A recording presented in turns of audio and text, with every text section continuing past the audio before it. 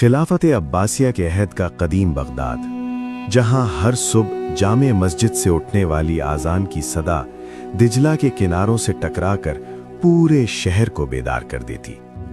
इसी अजीम शहर की एक तंग गली में 9 साला यूसुफ रहता था। उसकी मासूम आंखों में हसरत और तन्हाई का डेरा था। वजह यह थी कि चंद माह कबल वबा ने उसके वालिदैन को छीन लिया था। पहले ममता का साया उठा, फिर बाप भी हुसत हो गए। शुरू में अहले मोहल्ला ने यूसुफ पर बड़ा तरस खाया। कोई खजूरें दे देता तो कोई तंदूरी रोटी, मगर वक्त गुजरने के साथ हमदर्दी का जोश ठंडा पड़ गया और लोग उसे बोझ समझने लगे। जब वो भूख से निढाल होकर सरे राह बैठता तो लोग नजरें चुरा लेते।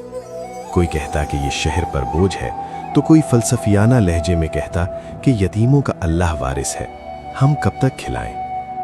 रफ्ता रफ्ता बगदाद की पुररौनक गलियों में यूसुफ तन्हा रह गया।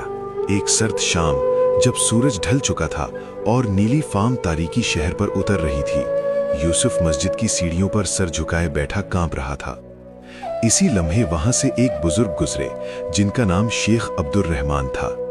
उनकी सफेद दाढ़ी लंबी और पेशानी सजदों की नूर से रोशन थी।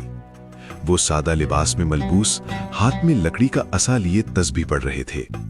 यूसुफ को इस हाल में देखा तो ठिठक गए। उन्होंने शफकत से उसके सर पर हाथ रखा और पूछा, फर्जंद, इस उदासी का सबब क्या है? यूसुफ ने सिसकियां लेते हुए कहा, मेरे वालिदैन नहीं रहे और अब लोग मुझसे मुंह मोड़ चुके हैं। मैं बेघर और बेसहारा हूँ। शेख की आंखों में नमी आ गई। उन्होंने गहरी सांस ली और कहा, बेटा, हक ताला का फरमान है कि यतीम को मत झिड़कना। अगर बंदों ने मुंह मोड़ लिया है तो याद रखो, अल्लाह तुम्हारा मालिक है और अब मैं तुम्हारा सहारा हूँ। आज से तुम मेरे काशाने में रहोगे। शेख उसे शहर के अकबी हिस्से में बनी एक खस्ता हाल कुटिया में ले आए। वो झोंपड़ी मट्टी और खजूर के पत्तों से बनी थी। अंदर एक पुरानी चटाई, मट्टी का कूजा और दीवार पर लटकी तस्बीह के सिवा कुछ न था, मगर वहां एक अजीब सुकून था। उस रात शेख ने उसे समझाया, बेटा, इज्जत, रिस्क और रहमत सब अल्लाह के खजाने में है। जो सब्र व तवक्कुल करता है वो कभी ख्वार नहीं होता। यूसुफ की आंखों से आंसू बह रहे थे, मगर अब ये आंसू महरूमी के नहीं बल्कि राहत के थे। उसने शेख के कदम छुए और अहद किया कि वो उनका मुरीद बनकर रहेगा। उस रात यूसुफ को पहली बार सुकून की नींद आई, जबकि छत के सुराखों से बगदाद के तारे उसे मुस्कुरा कर देख रहे थे।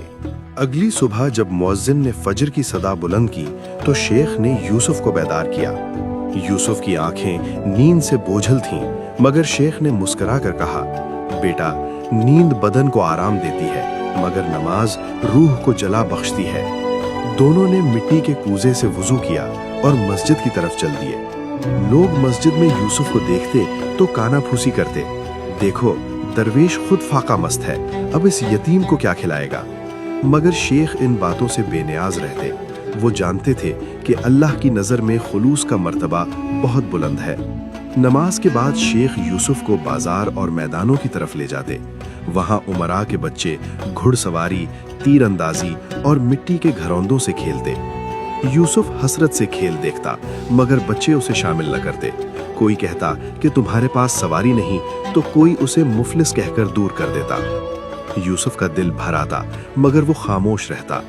शाम को शेख उसका दुख भांप लेते और कहते, बेटा, खेल की लज्जत आर्जी है, मगर सब्र का फल अबदी है। जिनके पास आज मादी खिलौने नहीं, अगर वो हिम्मत कर लें तो कल दुनिया उनकी मिसाल देगी। तुम्हें खिलौनों से नहीं, अपने इरादों से खेलना है। यूसुफ ने मासूमियत से पूछा, मगर बाबा, मुझे भी तो खेलने का जी चाहता है। शेख ने मुस्कुरा कर कहा, आओ, मैं तुम्हें मर्दों वाला खेल सिखाऊं। शेख उसे एक वीरान गोशे में ले जाते और लकड़ी का वजनी शहतीर उठाने को कहते। इसे उठाओ, ये तुम्हारी कुव्वत का इम्तिहान है। कभी वो उसे दूर दराज के कुएं से मशकीजा भरकर लाने का कहते। आहिस्ता आहिस्ता यूसुफ को इसमें लुत्फ आने लगा। जब दूसरे बच्चे उसे छेड़ते तो वो दिल में कहता कि मेरा खेल मुझे मजबूत बना रहा है। एक दिन एक मगरूर लड़के ने उसे टोका, ऐ यतीम, तेरे पास तो कुछ भी नहीं, तू क्या खेलेगा? यूसुफ ने तहम्मुल से जवाब दिया, मेरे पास दरवेश की दुआ है जो सबसे बड़ी दौलत है। शेख ये सुनकर बाग बाग हो गए और उसे गले लगाकर कहा, शाबाश, یہی وہ فتح ہے جو غصے پر قابو پانے سے ملتی ہے۔ رفتہ رفتہ بغداد کے کچھ دانا لوگ یوسف کے اس وقار کو محسوس کرنے لگے، مگر اب بھی اکثریت اسے حقارت سے دیکھتی۔ ایک رات شیخ نے کہا، یوسف 3 اصول یاد رکھنا: سچ، محنت اور صبر۔ جب اللہ کی نصرت شامل ہوگی تو یہی معترض لوگ تمہارے سامنے سر جھکائیں گے۔ یوسف کے عزم میں اب ایک نئی روشنی تھی۔ وہ صرف ایک یتیم نہیں بلکہ ایک مجاہد بن رہا تھا جس نے اپنی تقدیر خود بدلنی تھی۔ دن گزرتے گئے، فاقہ کشی بھی ہوتی، کبھی صرف سوکھی روٹی اور پانی پر گزارا کرنا پڑتا۔ شیخ کہتے، بیٹا، بھوک صبر کا مدرسہ ہے، یہ محنت کی قدر سکھاتی ہے۔ ایک شام جب دجلہ پر لالی چھائی تھی، شیخ نے سنجیدگی سے کہا، بیٹا، اب تم بڑے ہو رہے ہو، کتابی علم کافی نہیں، اب تمہیں اپنے بازوؤں کی قوت سے رزق کمانا ہوگا۔ میں بوڑھا ہوں، تمہیں خود کفیل ہونا ہوگا۔ یوسف نے ان کا ہاتھ تھام لیا اور کہا، بابا، میں ہر مشقت کے لیے تیار ہوں۔ اگلی صبح شیخ اسے بغداد کے عظیم بازار سوق میں لے گئے۔ وہاں کہیں ریشم بننے والے تھے، کہیں آہن کر بھٹیوں میں لوہا تپا رہے تھے اور کہیں بڑھئی لکڑی تراش رہے تھے۔ شیخ نے کہا، دیکھو، ہر شخص اپنی محنت سے معزز ہے، کوئی کام چھوٹا نہیں ہوتا، صرف نیت چھوٹی ہوتی ہے۔ یوسف نے پوچھا، میں کیا کروں؟ شیخ نے جواب دیا، جہاں سے شروعات ملے وہیں سے شروع کرو، چاہے وہ بوجھ ڈھونا ہی کیوں نہ ہو۔ یوسف نے محنت شروع کر دی۔ کبھی وہ جنگل سے لکڑیاں کاٹ کر لاتا، کبھی کنویں سے پانی بھر کر لوگوں کے گھر پہنچاتا۔ پہل بدن ٹوٹتا، ہاتھ چھلنی ہوتے، مگر شیخ حوصلہ دیتے، یہ زخم تمہارے تمغے ہیں، پسینے کا ہر قطرہ اللہ کے ہاں قبول ہوتا ہے۔ اس رات یوسف کو محسوس ہوا کہ وہ اب بے بس نہیں رہا۔ ایک روز شیخ نے اسے کہا، آج تمہارا پہلا باقاعدہ امتحان ہے، بازار جاؤ اور محنت تلاش کرو، یاد رکھنا، مانگنا ذلت ہے اور کمانا عظمت۔ یوسف ڈرتے ڈرتے بازار پہنچا۔ راستے میں لوگوں نے تانے دیے، مگر یوسف خاموش رہا۔ وہ پہلے ایک درزی کے پاس گیا، اس نے اسے جھڑک کر نکال دیا۔ پھر ایک لوہار کے پاس گیا، اس نے کہا کہ تم یہ آگ برداشت نہیں کر سکو گے۔ ایک بڑھئی نے کہا کہ تم لکڑی کا بوجھ نہیں سہ پاؤ گے۔ یوسف کا دل ٹوٹ گیا، وہ شام کو خالی ہاتھ لوٹا۔ شیخ نے اسے سمجھایا، بیٹا، ناکامی ہی کامیابی کی پہلی سیڑھی ہے، ہمت نہ ہارو، اللہ تمہاری نیت دیکھ رہا ہے۔ اگلے دن یوسف پھر نکلا۔ اتفاق سے ایک کسان سبزیوں کی بھاری ٹوکری اٹھائے پریشان کھڑا تھا۔ یوسف نے آگے بڑھ کر کہا، چچا، کیا میں آپ کی مدد کر سکتا ہوں؟ کسان نے اسے حیرت سے دیکھا اور ٹوکری اس کے سر پر رکھ دی۔ بوجھ بہت زیادہ تھا۔ یوسف کے پاؤں لڑکھڑائے، مگر اس نے دانت بھینچ لیے اور منزل تک پہنچ کر ہی دم لیا۔ کسان نے خوش ہو کر اسے چاندی کے چند سکے دیے۔ یہ اس کی زندگی کی پہلی کمائی تھی۔